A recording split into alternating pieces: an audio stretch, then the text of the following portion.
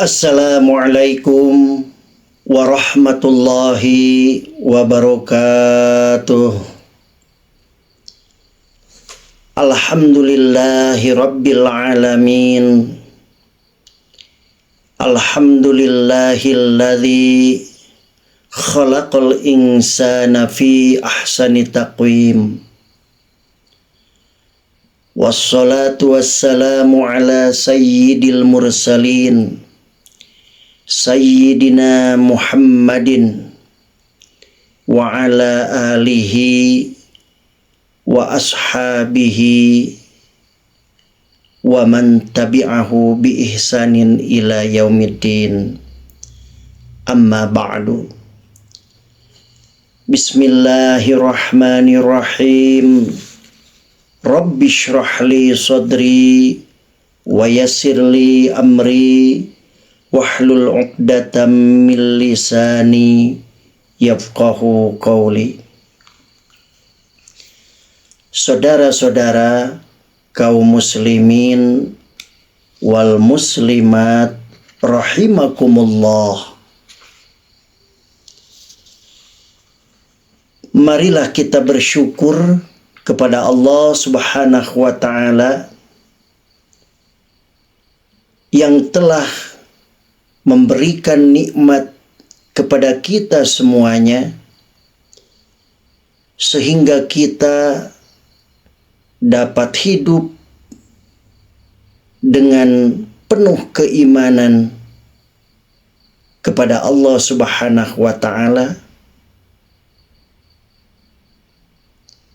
sehingga kita sampai saat ini masih bisa melaksanakan apa yang diperintahkan oleh Allah dan tetap berusaha menjauhi apa yang dilarang oleh Allah Subhanahu wa taala. Tidak lupa salawat dan salam marilah kita haturkan kepada baginda Nabi besar Muhammad sallallahu alaihi wasallam, kepada para sahabatnya, kepada para pengikut dan pengikut-pengikutnya, hatta kita semua sebagai umatnya, semoga tetap sampai akhir zaman. Saudara-saudara yang dirahmati Allah Subhanahu wa taala, Allah Subhanahu wa taala mengisahkan tentang pemilik-pemilik kebun yang bakhil dan tidak sudi mendermakan sebagian rezekinya kepada fakir miskin, dan bagaimana sesudah mereka dalam surat Al-Qalam ayat 17 sampai ayat 33. Ketika mereka bersumpah, yakni berjanji di antara mereka bahwa mereka sungguh-sungguh akan memetik hasilnya pada pagi hari, niatan mereka melakukan supaya orang-orang fakir dan orang-orang yang membutuhkan tidak melihat mereka panen, sehingga tidak perlu memberikan sebagian hasil kebun itu kepadanya. Atas rencana yang didasari oleh kebakhilan ini, Allah Subhanahu wa taala pun menggagalkannya. Allah menurunkan bencana kepada mereka, di mana tiba-tiba kebun itu menjadi hangus. Tak ada sisa yang bisa dipanen dan tidak bisa diambil manfaatnya sedikit pun.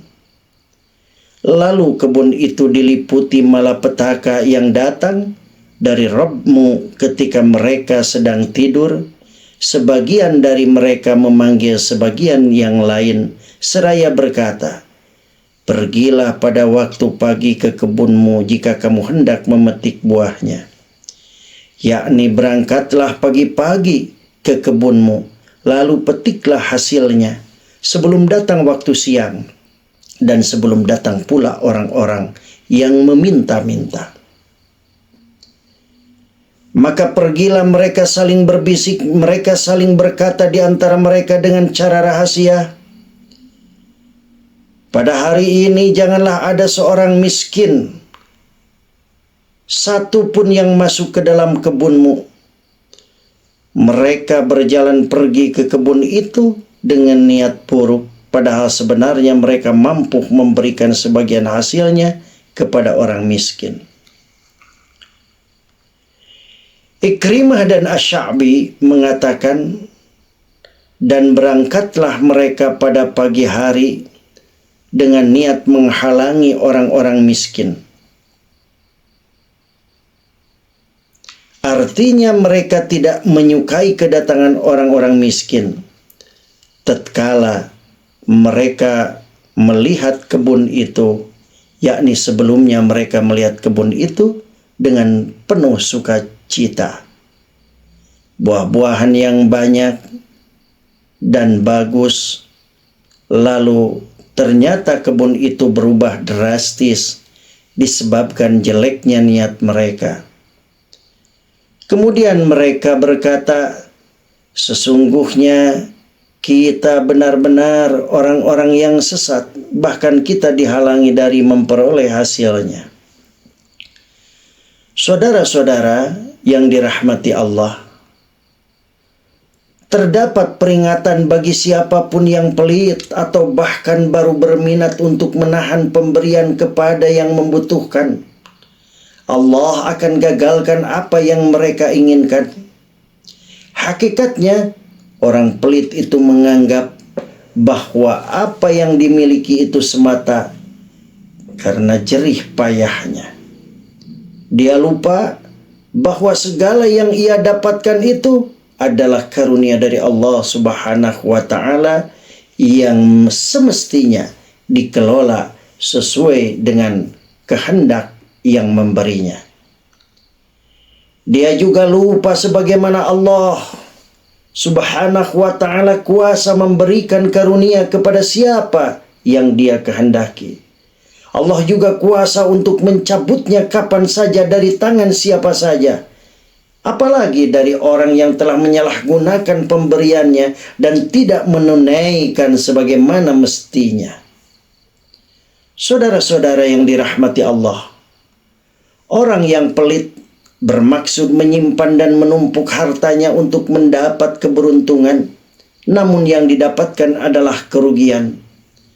Allah Subhanahu wa Ta'ala berfirman, dan barang siapa yang kikir, sesungguhnya dia hanyalah kikir terhadap dirinya sendiri. Dan Allah lah yang maha kaya, sedangkan kamulah orang-orang yang membutuhkannya.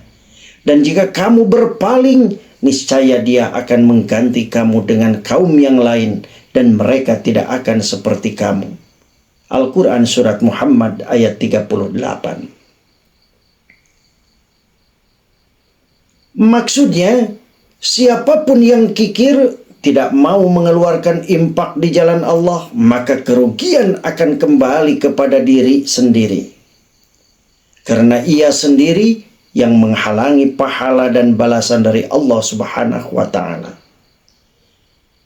Allah sama sekali tidak membutuhkan infak yang ia keluarkan.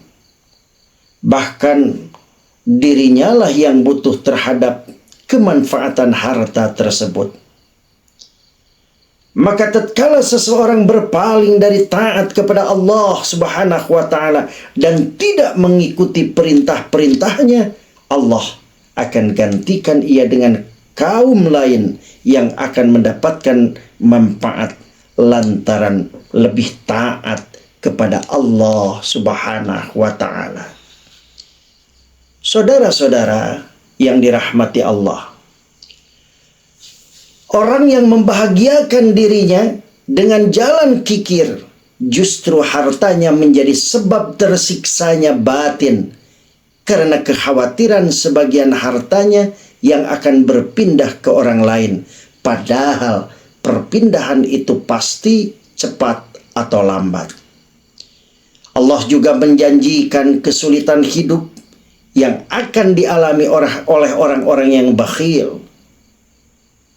Dan adapun orang-orang yang bakhil dan merasa dirinya cukup, serta mendustakan pahala-pahala yang terbaik, maka kelak kami akan menyiapkan baginya jalan yang sukar. Al-Quran Surat Al-Lail ayat 7 dan 9. Allah menyandingkan antara sifat bakhil dengan istighna, merasa tidak butuh, dan juga mendustakan pahala. Karena tidak seseorang terjangkiti sifat bakhil, maka mereka tidak butuh kemurahan Allah, tidak butuh arahan dan petunjuknya. Ia merasa bahwa rezeki itu karena usahanya. Ia merasa mampu menentukan nasib sendiri tanpa pertolongan Allah. Ia juga disifati dengan mendustakan pahala yang terbaik. Karena seandainya ia membenarkan, tentulah dia akan bersedekah dan menunaikan hak harta agar bermanfaat baginya di akhirat. Itulah sebabnya Nabi Shallallahu Alaihi Wasallam menyebutkan, was-sadaqatu burhan, dan sedekah adalah bukti, yakni burhan ala sidqi imanihi, bukti ketulusan dan kejujuran imannya. Lalu Allah membalas sikap mereka yang merasa mampu menentukan nasib sendiri tanpa pertolongan Allah itu dengan kesulitan. Ibnu Abbas menjelaskan ayat tersebut bakhil terhadap hartanya dan tidak sudi menyembah Allah Subhanahu wa taala serta tidak percaya adanya surga dan nikmatnya, maka akan kami persiapkan untuknya nasib yang menjadikannya senantiasa dalam kesusahan, baik di dunia maupun di akhirat. Saudara-saudara yang dirahmati Allah, bagaimana akan beruntung orang yang setiap harinya didoakan malaikat supaya pailit dan bangkrut? Nabi Shallallahu Alaihi Wasallam bersabda dalam hadisnya, "Ma min yaumin yusbihul ibadu fihi illa malakani yanzilani fayaqulu ahaduhuma Allahumma a'ti munfiqan khalafa wa yaqulul akhar Allahumma a'ti mumsikan talafa." Tiada datang pagi hari yang dilalui hamba Allah melainkan ada dua malaikat turun. Salah satunya berdoa, "Ya Allah, berilah ganti yang lebih baik bagi orang yang berderma." Sedangkan satu malaikat lagi berdoa, "Ya Allah, timpakanlah kebangkrutan atas orang yang menahan pemberian." Hadis riwayat Bukhari. Saudara-saudara yang dirahmati Allah Subhanahu wa taala, semoga Allah Subhanahu wa taala menjauhkan diri kita dari sifat kikir, baik yang berkaitan dengan harta, tenaga, pikiran, dan berbagai kemudahan yang Allah anugerahkan kepada kita. Amin ya Allah ya Rabbal Alamin. Wabillahi taufiq wal hidayah. Wassalamualaikum warahmatullahi wabarakatuh.